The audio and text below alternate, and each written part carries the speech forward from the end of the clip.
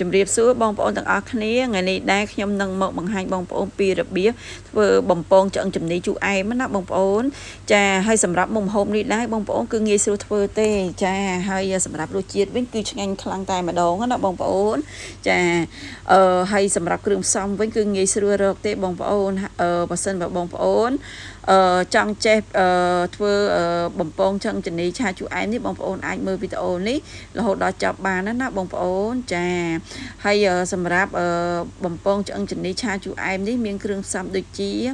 ម្នាស់ប៉េងប៉ោះម្ទេសហាវ៉ៃយើងអាចយកពណ៌គ្រប់មុខក៏បានឬក៏យើងយកតាខៀវក្រហមដូចខ្ញុំចេះក៏បានដែរបងប្អូនជាមួយនឹងខ្ទឹមបារាំងបន្ទាប់មកគឺឆ្អឹងជំនីគឺខ្ញុំប្រើចំនួន1គីឡូកន្លះបន្ទាប់មកគឺមានម្សៅបំពងចានេះគឺជារបស់ខ្មែរយើងហើយនេះគឺជាទឹកពេញប៉ោះបងប្អូនចាហើយនឹងមានទឹកម្ទេសបងប្អូនតែខ្ញុំភ្លេចថតបងប្អូនហើយបន្ទាប់មកគឺខ្ញុំដាក់ខ្ទះដើម្បីឲ្យក្តៅដើម្បីយើងធ្វើការបំពងឆ្អឹងជំនីបងប្អូនហើយសម្រាប់ខ្លាញ់វិញគឺយើងដាក់ច្រើនទៅបងប្អូនដើម្បីធ្វើឲ្យឆ្អឹងជំនីរបស់យើងស្រួយល្អណាបងប្អូនចាឥឡូវនេះខ្ញុំដាក់ទៅជាមួយនឹងឆ្អឹងជំនីហើយចាហើយសម្រាប់បំពងឆ្អឹងជំនីនេះដែរយើងត្រូវតែបំពងឆ្អឹងជំនីឲ្យឆ្អិនជាមុនសិនណាបងប្អូនចាំយើងយកទៅប្រឡាក់មួយម្សៅចាហើយសម្រាប់ខ្លាញ់វិញក៏យើងត្រូវការក្តៅខ្លាំងដែរបងប្អូនចាំយើងចាក់ឆ្អឹងជំនីយើងចូលចាបន្ទាប់ពីខ្ញុំដាក់ឆ្អឹងជំនីបំពងបានមួយផ្លែតហើយបងប្អូនគឺខ្ញុំចាប់ផ្ដើមជ្រោយតែម្ដងដើម្បីអីកុំឲ្យវាខ្លាញ់នៅបាតខាងក្រៅណាបងប្អូនចាហើយបន្ទាប់ពីខ្ញុំបានកូរឆ្អឹងជំនីរួចហើយអស់គឺខ្ញុំចាប់ផ្ដើមមកលាយម្សៅបំពងណាបងប្អូនសម្រាប់ម្សៅបំពងហ្នឹងឆ្អឹងជំនី1គីឡូកន្លះគឺខ្ញុំដាក់ម្សៅបំពងហ្នឹងគឺចំនួន1កញ្ចប់តែម្ដងហើយការលាយម្សៅបំពងនេះគឺខ្ញុំដាក់ទៅជាមួយនឹងពងទាមួយគ្រាប់ណាបងប្អូនដើម្បីធ្វើឲ្យម្សៅបំពងយើងគឺមានរសជាតិឆ្ងាញ់ណាចាហើយបន្ទាប់ពីខ្ញុំដាក់ពងទាហើយគឺខ្ញុំបន្ថែមទៅជាមួយនឹងទឹកចំនួន1កូនចានចាហើយនិយាយទៅយើងលាយទឹក1កូនចាននោះគឺមកល្មមតែម្ដងណាបងប្អូនចាហើយបន្ទាប់ពីយើងដាក់ទឹកចូលហើយគឺយើងចាប់ផ្ដើមកូរឲ្យវាចូលគ្នាឲ្យសព្វជាមួយពងទាជាមួយនឹងម្សៅហើយទឹកហ្នឹងណាបងប្អូននិយាយទៅយើងកូររហូតដល់ដូចខ្ញុំចេះមកណាបងប្អូនចានិយាយទៅនៅពេលដែលយើងដាក់មួយចូលមួយពងទាគឺម្សៅយើងឡើងពណ៌រៀងទឹកក្រូចតិចៗណាបងប្អូននិយាយទៅវាធ្វើឲ្យ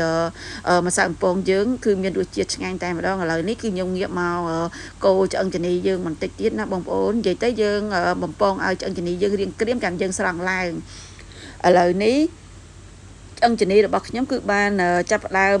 ក្រៀមបានល្អហើយគឺខ្ញុំស្រង់ទៅដាក់ទៅទុកម្លាយសិនបងប្អូនដើម្បីយើងយកទៅកូរទៅជាមួយនឹងម្សៅបំពងយើងដែលយើងបានលាយហើយណាបងប្អូនចាហើយសម្រាប់ខ្លាញ់ដែលនៅសល់ពីយើងបំពងឆ្អឹងជំនីគឺយើងទុកម្លាយសិនណាបងប្អូនយើងទៅលាយឆ្អឹងជំនីជាមួយម្សៅបំពងហើយចាំយើងយកមកដាក់បំពងវិញណាបងប្អូនចាឥឡូវនេះខ្ញុំស្រង់រួចហើយចាបន្ទាប់ពីស្រង់ហើយគឺខ្ញុំយកទៅដាក់លាយទៅជាមួយនឹងម្សៅតែម្ដងគឺខ្ញុំចាក់ម្សៅទាំងអស់ដែលមាននៅក្នុងចានហ្នឹងចូលទៅក្នុងឆ្អឹងជំនីនេះតែម្ដងបន្ទាប់មកគឺយើងកូរម្សៅជាមួយនឹងឆ្អឹងជំនីហ្នឹងឲ្យសព្វគ្នាបានល្អណាបងប្អូនចាព្រោះនៅពេលដែលយើងកូរសព្វគ្នាបានល្អយើងយកទៅបំពងគឺវាជាប់ជាមួយនឹងឆ្អឹងជំនីរបស់យើងនឹងបានល្អណាបងប្អូនចានិយាយទៅនៅពេលដែលខ្ញុំធ្វើបំពងឆ្អឹងជំនីគឺខ្ញុំធ្វើបែបនេះណាបងប្អូនគឺមានរសជាតិឆ្ងាញ់ហើយគឺមានគេហៅថាស្រួយល្អណាបងប្អូនចាហើយបន្ទាប់ពីខ្ញុំបានកូរសពជាមួយនឹងឆ្អឹងជំនីហើយគឺខ្ញុំយកទៅបំពងវិញណាបងប្អូនចានិយាយទៅយើងបំពងម្សៅជាមួយនឹងឆ្អឹងជំនីដែលយើងបានប្រឡាក់ហ្នឹងឲ្យវាបានក្រៀមល្អបងប្អូននិយាយទៅបំពងឆ្អឹងជំនីជូរអែមនេះតើថាឆ្អឹងជំនីយើងបានក្រៀមល្អជាមួយនឹងម្សៅណាបងប្អូនប៉ុន្តែមិនមែនរហូតដល់ខ្លោចទេបងប្អូនគឺយើងយកមកឃើញថាវាក្រៀមបានល្អគឺយើងស្រង់ឡើងតែម្ដងចាហើយពេលដែលយើងចាក់ទៅបំពងហ្នឹងបងប្អូនអាសាជ្រោយព្រោះយើងខ្លាចថាខ្លោចបាតខាងក្រៅណាបងប្អូនឥឡូវនេះឆ្អឹងជំនីរបស់ខ្ញុំហ្នឹងបានបំពងឆ្អិនល្អហើយបងប្អូនឥឡូវគឺខ្ញុំចាប់ផ្ដើមស្រង់ឡើងតែម្ដងចានិយាយទៅបងប្អូនអើយនិយាយវាថាពណ៌គឺស្អាតតែម្ដងហើយគឺស្រួយឆ្ងាញ់ណាបងប្អូនចានិយាយទៅខ្ញុំចង់ឲ្យបងប្អូនសាកធ្វើម្ដងដែរហ្នឹងព្រោះថាឆាឆ្អឹងជំនីបំពងនេះគឺយើង មានរសជាតិឆ្ងាញ់ណាបងប្អូនឥឡូវនេះបន្ទាប់ពីខ្ញុំស្រង់ឡើងហើយអស់គឺខ្ញុំចាប់ផ្ដើមមកធ្វើទឹកសុសតែម្ដងចា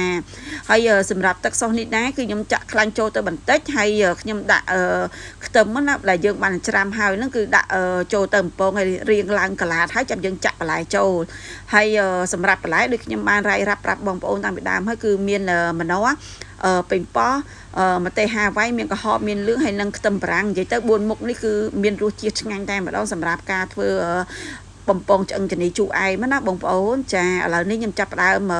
ចាក់បន្លែចូលទៅហើយគឺខ្ញុំឆាឲ្យរាងមកសពប់ហើយគឺខ្ញុំចាប់ផ្ដើមដាក់គ្រឿងទៅតែម្ដងបងប្អូនចានិយាយទៅពេលដែលយើងឆាអញ្ចឹងនិយាយពីពណ៌ឡើងស្អាតតែម្ដងឥឡូវនេះខ្ញុំចាប់ផ្ដើមដាក់គ្រឿងទៅហើយបងប្អូនដែលមានដូចជាអំបិលស្ករប៊ីចេងទឹកប្រេងខ្យងណាបងប្អូននិយាយទៅយើងលៃទៅតាមចំនួនបន្លែរបស់យើងហើយនឹងសាច់ណាបងប្អូនចាហើយសម្រាប់ប៊ីចេងអីនេះគឺខ្ញុំប្រើតែមកចុងសាព្រាទេប៉ុន្តែទឹកប្រេងខ្យងយើងប្រើរៀងច្រើនបងប្អូនខ្ញុំប្រើចំនួន2ស្លាបព្រាបាយកន្លះបន្ទាប់មកគឺខ្ញុំដាក់ទៅជាមួយនឹងទឹកត្រីដែរបងប្អូនទឹកត្រីនេះគឺខ្ញុំប្រើចំនួន1វែកពេញបងប្អូនចាបន្ទាប់ពីខ្ញុំបានដាក់គ្រឿងក្រូចទាំងអស់ហ្នឹងចូលហើយគឺខ្ញុំមានបន្ថែមទៅជាមួយនឹងទឹកម្ទេសណាបងប្អូនចាទឹកម្ទេសនេះដែរគឺខ្ញុំប្រើហ្នឹងចំនួន2ស្លាបព្រាបាយពេញតែម្ដងបងប្អូនហើយបន្ទាប់ពីខ្ញុំបានដាក់ទៅជាមួយនឹងទឹកម្ទេសរួចហើយគឺខ្ញុំមានបន្ថែមទៅជាមួយនឹងទឹកប៉េងប៉ោះនិយាយទៅទឹកសុសយើងហ្នឹងអ្វីដែលយើងមិនអាចចោលបានហ្នឹងគឺទឹកប៉េងប៉ោះណាបងប្អូនចាទឹកប៉េងប៉ោះជាមួយនឹងទឹកម្ទេសហ្នឹងគឺយើងចោលបានទេចាទឹកប៉េងប៉ោះយើងជួយបន្ថែមរសជាតិជូរណាបងប្អូនចាបន្ទាប់ពីខ្ញុំបានដាក់ទឹកប៉េងប៉ោះទាំងអស់ហ្នឹងចូលទៅហើយអស់គឺខ្ញុំបន្ថែមទៅជាមួយនឹងទឹកសាបរបស់យើងណាបងប្អូនបន្ទាប់ពីខ្ញុំបានដាក់ទឹកសាបចូលទៅហើយគឺខ្ញុំចាប់ផ្ដើមកូរគ្រឿងទាំងអស់ហ្នឹងឲ្យវាចូលជាតិគ្នាហើយខ្ញុំទុកឲ្យរងាស់រៀងគេហៅថារលួយបន្តិចណាបងប្អូនมันមានរសជាតិឆ្ងាញ់និយាយទៅកុំយើងកុំឲ្យនៅគេហៅថាឈប់បងប្អូនព្រោះទឹកសុសនេះណាបើវាចេញជាតិពីបន្លែរៀងរលួយបន្តិចគឺកាន់តែឆ្ងាញ់បងប្អូនចាឥឡូវនេះទឹកសុសរបស់ខ្ញុំក៏បានរួចរាល់ហើយដែរបងប្អូនគឺខ្ញុំចាប់ផ្ដើមដួសទឹកសុសហ្នឹងមកស្រោចពីលើឆ្អឹងជំនីបំពងហ្នឹងតែម្ដងចាប៉ុន្តែបើបងប្អូនគិតថាចង់ឆាឆ្អឹងជំនីហ្នឹងចូលទៅជាមួយនឹងទឹកសុសនេះតែម្ដងក៏បានដែរបងប្អូនចាប៉ុន្តែសម្រាប់ខ្ញុំចង់ដួសយកមកដាក់នៅអញ្ចឹងដើម្បីអីដើម្បីឲ្យឆ្អឹងជំនីរបស់យើងគឺនៅស្រួយល្អបងប្អូននៅពេលដែលយើងញ៉ាំប៉ះជាមួយទឹកសុសបងប្អូនគឺមានរសជាតិឆ្ងាញ់ហើយចាប់ជាតិគ្នាខ្លាំងណាបងប្អូនចាបន្ទាប់មកនេះគឺខ្ញុំមានបន្ថែមទៅជាមួយនឹងជីវ៉ាន់វ៉ាន់សូយណាបងប្អូនដើម្បីបង្កើនរសជាតិកាន់តែឈ្ងុយឆ្ងាញ់ចាឥឡូវនេះវីដេអូរបស់ខ្ញុំក៏ដល់ទីបញ្ចប់ដែរបងប្អូនចាសូមអរគុណបងប្អូនទាំងអស់គ្នាបាយបាយ